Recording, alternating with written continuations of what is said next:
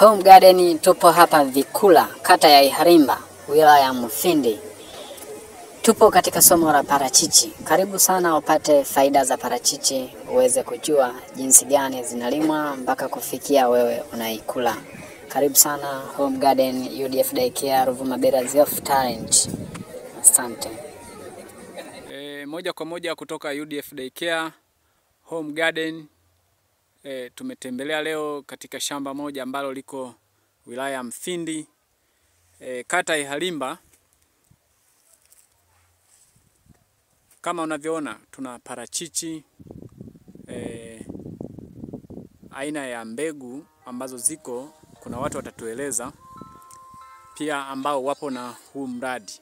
Lakini chini kama vile unavyoona kuna ngano imepandwa, kuna viazi. Maelezo ya kutosha yatapatikana. Mwanzo kabisa kuna watu wengi hawajui jinsi gani kilimo cha parachichi kinafanyika.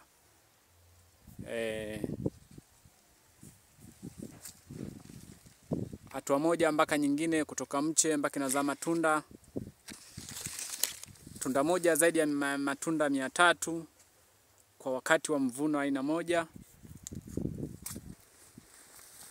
Ndugu zangu mko hapo, nitaomba niwatambue kwanza kwa majina na maeneo yenu ambayo mnatokea, halafu mtatupa elimu juu ya kilimo chenu cha parachichi. Karibu sana. Nianze na bwana mkubwa hapa. Sijui unaitwa nani? Jobu Ezaloni Muhagama. Jobu Ezaloni Muhagama. Maeneo haya mnajulikana kama ni maeneo gani katika Tanzania? Maeneo haya yanapatikana wilaya ya Mufindi, kijiji cha Vikula. Kijiji cha Vikula. Kata Mufindi kaskazini. Mufindi kaskazini. Ndugu yangu hapa, kwa jina naitwa Bahati Yuda Longo. Natokea kijiji cha Wami. Kata ya Iharimba. Na mimi ni mkulima mdogo, hata kama sijafikia kulima kama alivyolima bwana Job. Bwana Job. Hii ni Home Garden, maana yake Home Garden inachukua kuanzia tunda moja, mche mmoja, lakini nikitembelea haya maeneo naona ni zaidi ya miche hata ya 1000. Kwa hiyo tuone bwana Job, tuelezee huu mradi umekuwa ni mradi wa aina gani, kwa sababu toka naingia kule nakutana na kibao kwamba ni 50,000 kuingia humu ndani. Kiutaratibu shamba lolote la parachichi huwa halistahili kuingia bila ridhaa ya mwenye shamba, cha kwanza. Ndio maana kikawekwa kibao kwa ajili ya utangulizi. Haruhusiwi mtu kuingia shambani kwa sababu anaweza kuleta magonjwa na athari mbalimbali au wizi. Kwa hiyo ni hatari sana kama kila mmoja ataweza kupita kwenye shamba lako bila ridhaa, ni changamoto pia.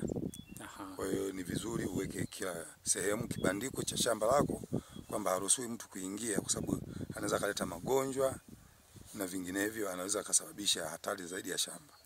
Okay. Twende moja kwa moja kwenye upande wa kilimo. Tupe elimu walau hata mimi ambaye sijui kabisa parachichi nijue sasa naingiaje kwenye kilimo cha parachichi A to Z. Tunahitaji elimu yako. Elimu ya parachichi ina upana wake kwa ujumla, lakini kwa ufupi huwa inakuwa lazima upate mbegu mama kutoka mche wa kienyeji, mbegu ya mti wa kienyeji. Nikisema mbegu mama ni mche wa kienyeji ambayo mbegu yako ipate iwe na gramu 30 na kuendelea peke lake. Ukizingatia vigezo hivyo unakuwa na mche baadaye bora, kwa sababu utaweka kwenye kiriba na utakuwa na ujazo mzuri, na peke lake huwa linakuwa lina unene wenye ujazo sawa sawa. Kwa hiyo hata mche ukitoka unakuwa na afya nzuri. Baada ya kuweka kwenye kiriba, kiwe kina kiriba chenye urefu wa sentimita 30 mpaka 40. Ndio. Kwa hiyo upana iwe ni inchi 8. Inchi 8. Hata ikipata inchi 7 si haba sana. Ndio. Kwa hiyo ukiweka kwa namna hiyo, unaandaa kwenye viriba, unaweka mbegu zako vizuri, unazichanganya kwenye udongo ambao unabidi uchukue mchanga wa kwenye kichaka. Ndio. Na mchanga ambao unaweza kupitisha maji kwa urahisi. Unachanganya udongo wenye rutuba ambao wa porini ambao ni level ya elesho ya juu. Ndio. Pamoja na mbolea ya samadi. Ya samadi. Kisha vichanganya hivi vyote kwa debe moja kwa debe 3 za udongo wa kichakani. Unachanganya mbolea debe moja kwa debe 3 udongo wa kichakani na udongo mwingine ambao unaweza kupitisha maji kwa urahisi. Kwa urahisi. Ndio. Sawa sawa. Hatua nyingine unakwenda, kwa sababu inabidi uandae mashimo. Mashimo kwa zamani ilikuwa kidogo, kwa elimu ya zamani tulikuwa tunachimba ni 2.5 mpaka 3, lakini taaluma ilivyozidi kuongezeka vipimo vimeweza kubadilika kulingana na hali halisi na elimu zinavyozidi kutanuka. Kwa hiyo mara ya kwanza tulichimba mashimo kama 2.5 kwa 2.5. Mashimo, kwa hiyo mashimo yalikuwa ni makubwa ambayo yanachukua mbolea wastani debe 3 za shimo moja, ila unachanganya na mabua na majani ya maozea ya takataka. Kwa hiyo shimo lako litakuja kujaa. Baada ya hapo unakuja kuweka mche wako katikati, lakini lazima uchomeke fimbo kwa sababu maandalizi yale inabidi yawe mapema kabla ya masika. Unachomeka fimbo katikati ya shimo kwa ajili ya kuandaa wakati utakavokuja kupanda, uweke pale eneo ambapo uliweka fimbo yako katikati. Unaufukia, lakini usiufukie resho ile ya juu. Ingekuwa mche mdogo ningeonyesha. Unafukia kiwango fulani ambapo ulipofanya drafting pawe eneo la juu, pasiguse udongo chini. Yani level ile ya kiriba ulivyokuwa umekiweka ndio iwe level ya udongo ambao unabidi uishie. Ndio. Baada ya hapo unaendelea kuhudumia kwa huduma zingine za kawaida, lakini lazima uchanganye na mbolea zingine za dukani, mikulapo na mbolea zingine ya keni, mbolea mbalimbali kwa sababu zinahitajika. Kwa hiyo baada ya hapo ndio unakuja kupata matunda. Kwa miaka inayozidi kuhudumia unapata matunda ya kiwango hiki ambavyo yanaonekana. Tuone, ushike kwanza tuone na utuambie ubora na utofauti. Matunda yakiwa yamehudumiwa vizuri yanakuwa na ujazo namna hii kadri yanavyoonekana. Lakini mengine yanakuwa ni mgongano wa tunda lenyewe kama hivi mikwaruzo inavyoonekana. Ilikuwa ni mgongano kulingana na uzazi ulivyo. Kwa hiyo mengine kwa ajili ya upepo ndio inakuwa na mikwaruzo, mgongano ya matunda yenyewe. Na kisha hudumiwa yanakuwa kwa muundo hivi, yanakuwa na kijani kilichokolea vizuri. Na mengine kama unavyoona, na yenyewe haya bado yanaonekana yanaendelea kukua kwa sababu virutubisho bado vinaonyesha.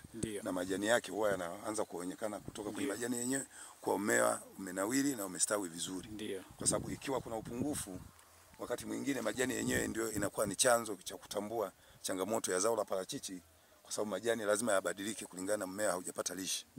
Na tunda lenyewe linakuwa katika hali ya udumavu au madogo sana ambayo hayakizi viwango. Wengine wanatumia neno reject. Lakini kwa haya unakuta yana ujazo unaofanana na yote ni makubwa. Ingekuwa mmea haujapata chakula chake sawa, unakuta kuna sambuli karibu 2 au 3 na tunda yanatofautiana kulingana na changamoto ya chakula. Tuzunguke tuone huu mti mmoja, alafu nielezea maana ya baadhi ya miti mingine. Tuone na humo, unaweza kutuambia sababu na uzao na kwa nini inaweza kawa na matatizo fulani. Nini mkulima afanye ili aweze kupata matunda mazuri ambayo hayana reject? Cha kuzingatia kwanza, ili kuondokana na hiyo, sambamba na hilo lazima uzingatie usafi wa shamba. Shamba inabidi liwe katika hali ya usafi ili kupunguza magonjwa. Lakini pia na virutubisho. Mmea wa parachichi ni sawasawa na mwili wa binadamu. Hivyo unavyofikiri mwili wa binadamu unahitaji vyakula tofauti, ndivyo na mmea unahitaji vyakula tofauti. Mimi hii nimeendelea kuhudumia kwa vyakula tofauti kulingana na mahitaji ya mmea wenyewe. Kwa hiyo mmea jinsi unavyohitaji naweza kutambua kwa njia ya majani kwamba kwa sasa mmea unahitaji nini, kwa sababu umebeba mzigo na inahitaji ile chakula gani. Kwa hiyo mimi huwa naweza kusema kwa wakati fulani huwa natumia keni na mbolea zenye virutubisho kama vya keni. Yaramila Natrabo pia huwa naweza kuzitumia kwa sababu ni mbolea ambazo zinafaa sana kwenye matunda. Pamoja na mbolea aina ya pamba NPK, ni mbolea nzuri kwa sababu zina makundi matatu ya vyakula: nitrogen, phosphorus na potassium. Kwa hiyo imegawika katika makundi matatu hayo, na sulfur nazo kwa sababu ni mbolea zinazohitajika. Kwa hiyo inazingatia mahitaji ya mmea pia na mbolea na virutubisho vyako ambavyo vipo kwenye mbolea. Kwa hiyo ni jambo la msingi sana kujua virutubisho vilivyopo kwenye mbolea na mmea unahitaji nini. Kwa hiyo wakati ukiwa mmea umebeba mzigo, unahitaji kitu chakula ambacho kinafanana na mahitaji ya mmea. Kwa hiyo ni mchanganyiko, ni protini ambazo zinahitajika kwenye mmea ambazo zinapatikana kwenye mbolea. Na ndio maana nimefananisha na mwili wa binadamu, kwa sababu mwili wa binadamu unahitaji vyakula tofauti, unahitaji mboga majani, unahitaji na nyama. Kwa hiyo nimewekea mfano kwa namna hiyo nikiwa nimemaanisha hivyo.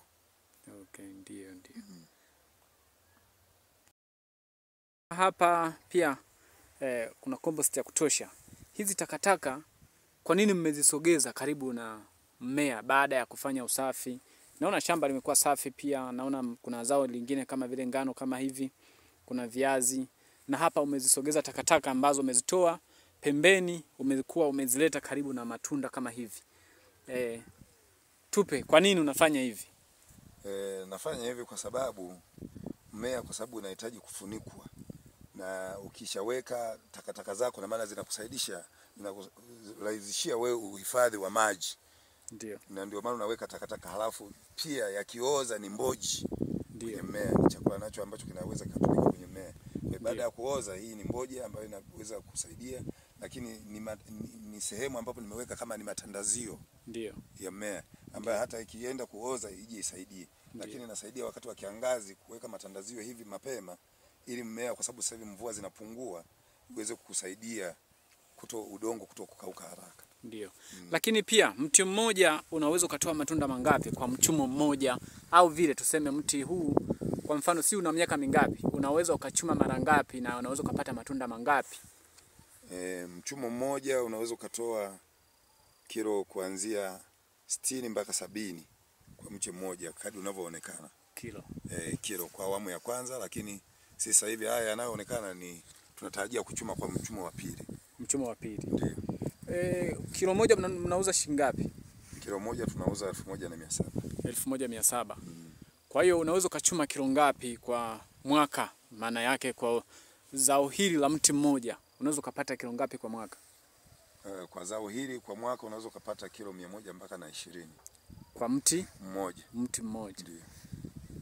Hapo kuna fedha ya kutakata hapo. Brother, hapo ulijitambulisha, ulisema unaitwa nani? Longo? Naitwa Bahati Yuda Longo. Bahati Yuda Longo. Yeah.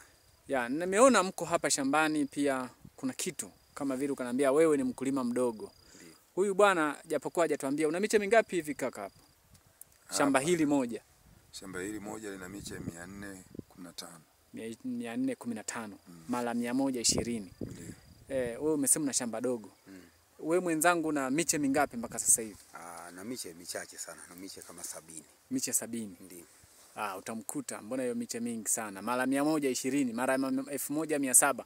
Tufanyie calculation kwanza hiyo tunavyoendelea na huyu ndugu kuangalia. Kwa tegemeo lako unategemea kufikisha miche mingapi mpaka sasa? Kwa kweli nina shauku kubwa sana juu ya parachichi, nikizingatia kwamba kidogo elimu ilivyokuwa, unajua sisi Afrika tuna shida moja, unataka ambako uone mtu mwingine amefanikiwa ndio uje ufuatilie, lakini tungekuwa kama wenzetu wa Europe kwamba jambo linapokuwa imeshatokea kwamba kuna fursa wanazitumia vizuri. Mimi kuna uzembe kidogo niliufanya, na sababu nyingine ilionifanya mimi kuchelewa, baada ya kuwa miche nimeichukua bila kufuata zile kanuni, nilinunua miche kama 100 nikaipanda kwa mara ya kwanza, ikafa sana kwa sababu ya kukosa elimu. Nikaja mwaka wa pili nikarudia, ikawa kama inanikatisha tamaa, kila nikipanda unakuta kama inakufa, kumbe kuna ugonjwa unaitwa fungus. Nilipokuja kupata elimu ndio nikaona ngoja niitunze kwanza hiyo miche 70, itakapokuwa imeshakuwa adult, imeshakuwa mikubwa, ndipo nianze shamba jingine tena kuendelea kupanda, nikijua kabisa wameshakuwa mizizi imeshakuwa imejikita vizuri kwenye udongo, hata utafutaji wa chakula unakuwa ni rahisi, naanza tena kuliandaa shamba jingine. Ndio kusudi langu nilionalo. Kusudi hilo kuwepo. Kwamba hivi walau nilikuwa nimefikiri walau ningefika miche 200. Miche 200. Miche 200 ndio. Okay, tunashukuru sana. Ulitufanyia calculation, maana yake umepata kwa mti mmoja unapata bei gani kwa kilo 120? 1700 mara 120 kwa mche mmoja. Kwa miche 70 unapata 1,119. 1,119. Ndio. 1,119. Je, hivi mkilima zao jingine kama vile mahindi mnaweza kuvuna junia ngapi? Au unaweza kupata shilingi ngapi kwa muhula mmoja? Kwa kwetu huku kwa kweli kidogo na uzoefu. Ndio. Mahindi sisi kwetu hii Mfindi ilivyo. Ndio. Ni kama tupo kwenye ukanda wa Equatorial. Ndio. Sisi hatupati sana mahindi. Ndio. Kwa sababu kuna unyevunyevu wa kutosha, afu mvua zinanyesha sana. Mahindi yani huku umejitahidi sana, umeyahudumia sana. Tena kwa kufuata zile kanuni. Ndio. Umepanda sentimita 70 kwa 25. Umepata sana mahindi. Ndio. Yani hapo na sababu ya kujivunia, naweka mikono mfukoni. Labda gunia 15. Hiyo ni eka. Junia 15. Ambapo junia moja kwa sasa linauzwa shilingi ngapi? Imekuwa kidogo fursa kidogo. Sasa hivi mahindi yanauzwa bei walau kubwa kwa sababu ya mradi wa Sauhili miti. Wanapokuwa wanavuna misitu na maana wanahitaji sana chakula wale wafanyakazi. Kwa hiyo unaweza kukuta mahindi tunacheza sana kwenye shilingi 10,000 mpaka 15. Yakishuka sana shilingi 8,000. Japo kwa huko nyuma kabla hawajaanza kuvuna miti ukanda wetu mahindi alikuwa anauzwa bei ndogo sana. Kwanza walikuwa hana haja kuja kufuatilia kwa sababu najua si huko mahindi hatulimi sana. Labda sisi huko aina ya mikunde kama njegere, maharage. Ndio. Hivyo ndio kwa tunalima. Kwa hiyo tuseme zao la parachichi linaweza likawa ni mbadala ya mazao mengine yote ambayo mnalima kwa mkoa huu. Kwani la kuzungumza? Huo ndio ukweli ulivyo. Ndio. Na kwa unataka uangalie kwa umri tulionao huu kwamba hivi tukisema tuanze kudili na mazao mengine yanatuchelewesha, ili ni kama ng'ombe. Kwamba hivi tukitumia wakati vizuri kwa umri huu kwamba tulime parachichi halafu tuzitunze, zinapofikia kuanza kuzaa zikawa zimeshajiimarisha na shina limeshajitawala vizuri kabisa, tukawa tunaendelea kuyapa huduma ndogo yatakuja kutusaidia. Hata uzee hatutauona.